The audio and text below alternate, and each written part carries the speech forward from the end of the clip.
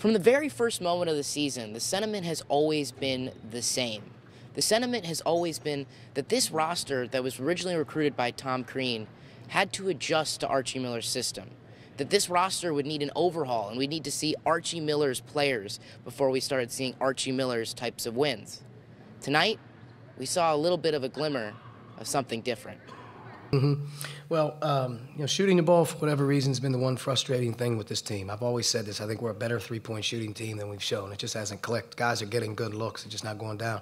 But we're playing through that now. There's other ways you can win the game. You can win the game with stops. You can win the game with rebounding. You can win the battle, the free throw line. Hey, don't turn the ball over. There's a lot of other ways you can impact the game from shooting. Shooting doesn't have a whole lot to do with it. And I thought we played to win. I don't think there was any shenanigans going on out there, whether sloppy turnovers or lack of detail. We weren't great by any stretch of the imaginations, but guys were locked in playing to win. I think we had a good mindset in terms of that, and we got to keep growing.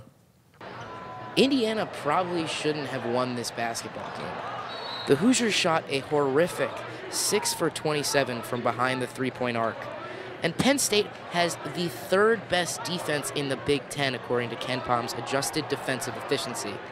And yet, Indiana found different ways to win. Penn State continues to rank as the Big Ten's top team in steals with over 150 steals on the season. And yet, Indiana only turned over the ball 9 times. Penn State as a team are known for their front court, with guys like Mike Watkins averaging 13 points a game and 9.5 rebounds, and Lamar Stevens averaging 15 points a game and even scoring 30 points last game against Northwestern. Watkins posted back-to-back 17-rebound efforts prior to tonight's matchup.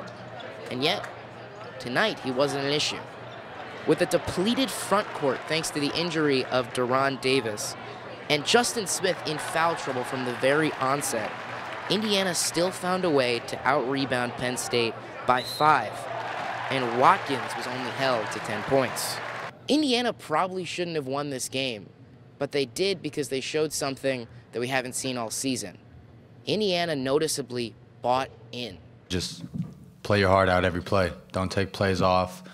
We got guys that are ready to go, and if you're not ready to go, someone else is coming to sub you in. So you just got to come in ready, and that hard working and that scrappy mindset is what we have to have every day, and carry over to these games.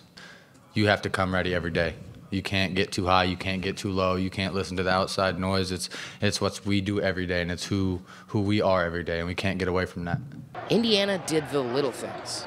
21 bench points, 12 offensive rebounds, 6 steals, and 14 points off assists. Tonight, Indiana beat Penn State 74-70, and they showed a glimmer of hope for the future. A glimmer of hope fueled by a roster that has bought in. A mere glimpse into what it's like to see a team win Archie's way. Tonight, Indiana overcame a terrible shooting night by playing Archie's way.